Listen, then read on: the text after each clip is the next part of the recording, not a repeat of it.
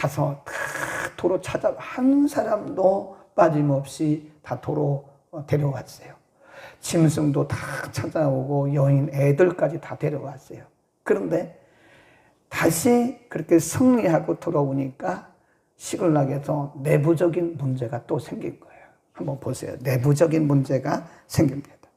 21절 다윗이 이왕에 피곤하여 능히 자기를 따르지 못함으로 붓을 시내에 머물게 한 200명에게 오매 그들이 다윗과 그와 함께한 백성을 영접하러 나온지라 다윗이 그 백성에게 이르러 문안하매 22절 시작 다윗과 함께 갔던 자 중에 약한 자와 비류들이 다 가로되 그들이 우리와 함께 가지 아니하였은즉 우리가 도로 찾은 물건은 무엇이든지 그들에게 주지 말고 각 사람의 처자만 주어서 데리고 떠나가게 하라 그런 거예요. 지금 다윗은 전체 다윗을 따르는 사람이 600명입니다. 600명인데 200명은 이 강을 건널 수 없어요. 아주 큰 강은 아니지만 그러니까 200명은 이쪽에 두고 강을 건널 수 있는 사람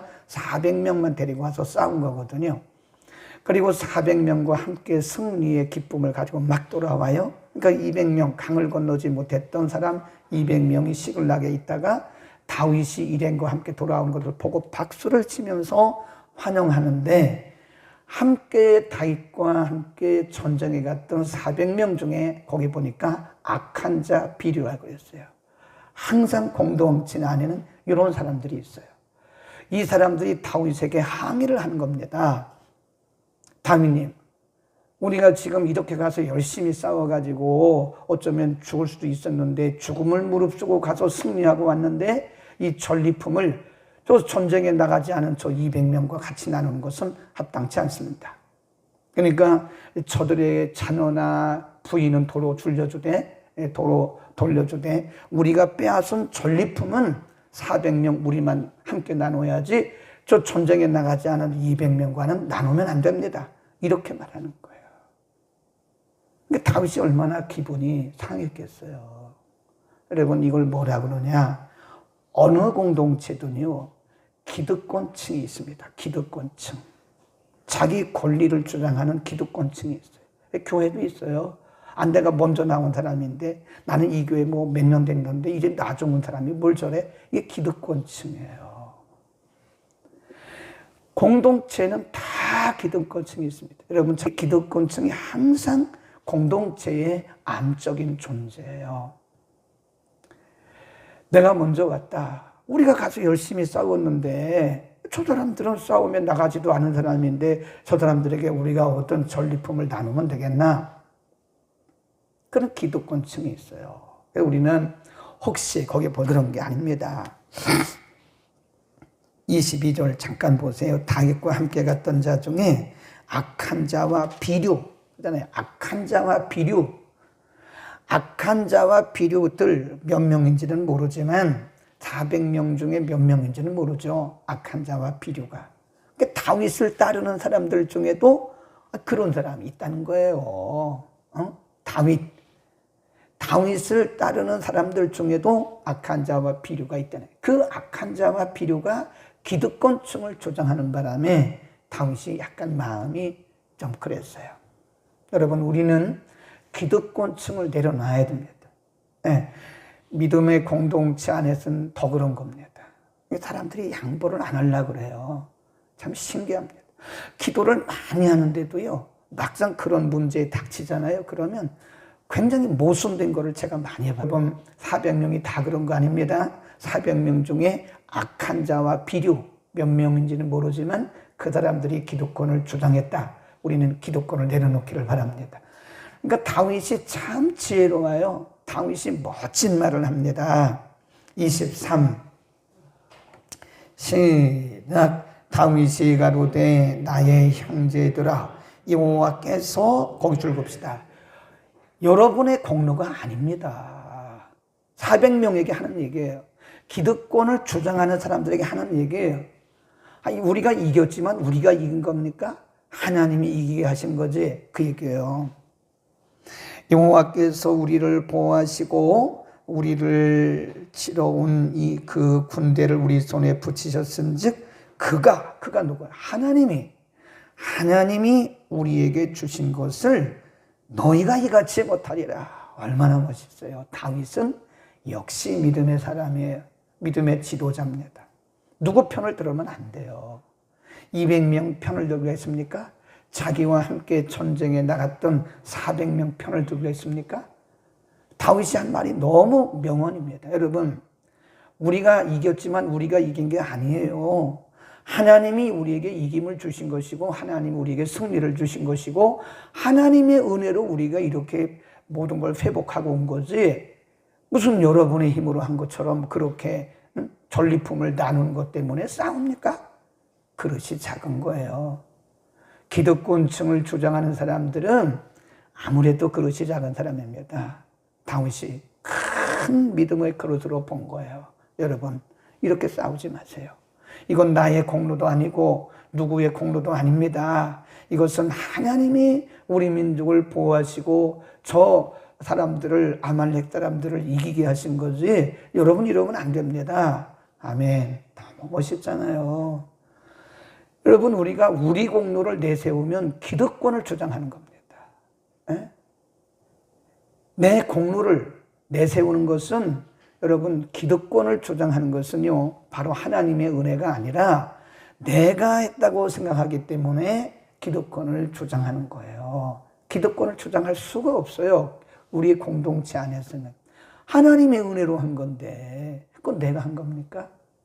물론 내가 헌금을 많이 했어도 그거 내가 한 거 아니잖아요. 하나님 거 드린 거지. 아니, 헌금 많이 한 게 그게 하나님의 거 드린 거지 뭐 내 거 드린 겁니까? 그러니까 기득권 주장하면 안 돼. 어떤 교회는요, 우리 교회는 그런 분이 없어요. 그럴 만큼 헌금을 많이 하는 분이 없기 때문에 다행입니다. 어떤 교회 보면요, 한 분이, 제가 아는 교회는요, 장로님 한 분이 그 교회 모든 운영비를 다 내요. 11조가 4천만 원이니까요. 생각됩니까? 11조가 4천만 원이라니까요. 그러니까 이 장로님이 하나의 어떤 기득권을 가지고 있어요. 그러니까 목사님을 무슨 월급쟁이듯이, 목사님 자기가 월급 주는 거예요. 그러니까 자기 마음에 안 들면 자꾸 태클을 거는 거예요. 목사님 설교를 왜 이렇게 하십니까? 목사님 왜 목회를 이렇게 하십니까? 아니, 그게 장로님 교회예요? 그 헌금 좀 했다고 그래서 그렇게 자기가 기득권 주장하면 됩니까? 하나님이 주신 거예요. 하나님이 주신 거. 어떤 사람들은 공동체 안에서 대부분 많은 일을 합니다. 그러니까 자기가 주인 노릇하는 거예요. 모든 사람들을 다 관여하려고 그러고, 그러면 안 되는 거죠. 그건 내 게 아니잖아요. 하나님의 은혜를 가지고 우리가 하나님을 섬기는 건데 내 것을 가지고 한다고 생각하니까 내 공로를 드러내게 되고 내 기득권을 주장하게 되는 거예요. 아무도 기득권을 주장할 수가 없어요. 다윗이 뭐라 그래요? 하나님의 은혜다. 아멘. 이런 때는 아멘을 하고 우리 마음속에 깊이 새겨놔야 돼요. 혹시 내 속에 기득권을 주장하려고 하는 그 400명 중에 200명을 가로막으려고 하는 그 악한 자와 비리와 같은 그런 마음을 가지고 우리 공동체를 흐리게 하고 있지는 않은가? 우리의 공동체를 어렵게 하고 있지는 않은가? 내 기득권층을 주장하다가. 우리는 23절을 꼭 기억하시기를 바랍니다. 24절 보세요. 이 일에 누가 너희를 듣겠느냐? 거기 보세요. 예, 전장에 내려간 갔던 자의 분깃이나 소유물을 곁에 머물렀던 자의 분깃이 뭐래요? 일반이다. 하나님의 것인데, 하나님이 승리를 주신 건데, 전쟁터에 나간 사람이나 전쟁터에 안 나간 사람이나 분깃이 똑같다. 이렇게 다윗이 얘기를 하는 거예요. 지혜입니다. 지혜. 그리고요, 또 거기 보세요. 26절부터 30절에 보면 그거를 600명과 나눈 게 아니에요. 600명과만 나눈 게 아니라 이스라엘 전역에 다 쪼개가지고 다 보냈어요. 이걸 뭐라 그러냐? 나눔의 원리. 그럽니다. 써놓으세요. 나눔의 원리. 내 게 아니잖아요.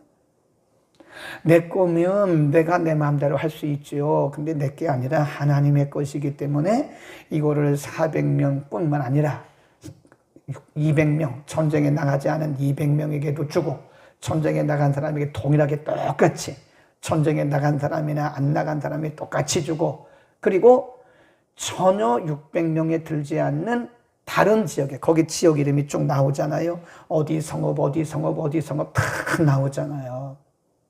이게 큰 그릇이에요. 이게 다윗의, 하나님이 주신 다윗의 마음이고 하나님의 원리인 겁니다. 아멘.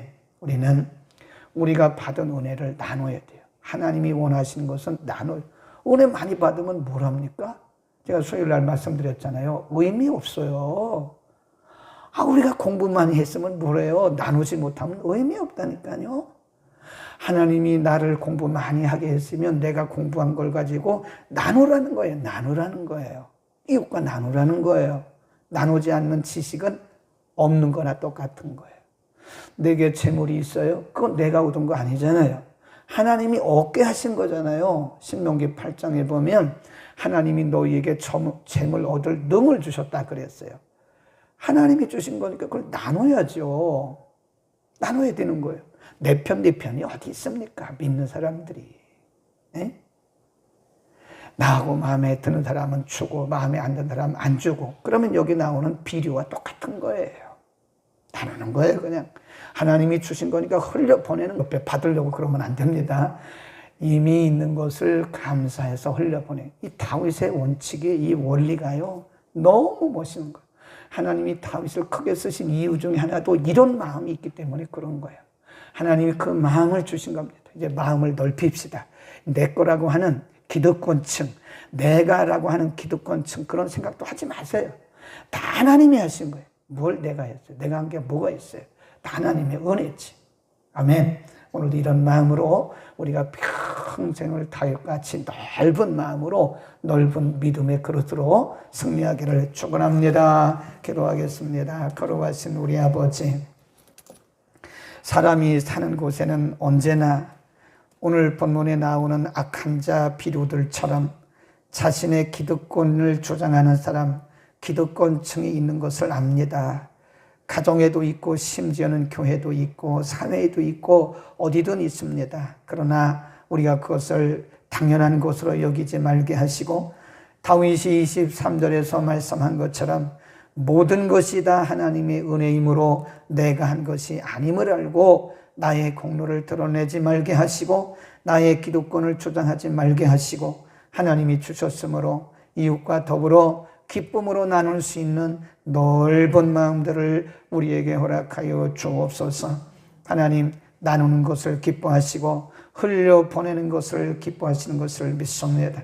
우리가 머리로 알고만 있지 말게 하시고 하나님이 친히 실천해서 하나님이 기뻐하시는 아름다운 열매, 또 더 부어주시는 하나님의 복을 경험하게 하여 주옵소서. 오늘도 말씀 듣고 결단한 모든 성도들에게 오늘 23절 말씀과 다윗이 말했던 그리고 실천했던 그 모습을 바라보면서 평생에 흘려보내는, 그리고 모든 것이 하나님의 은혜임을 기억하고 그렇게 살아가는 넓은 아름다운 마음의 소유자들이 되게 하여 주옵소서. 예수 그리스도의 이름으로 기도드립니다. 아멘.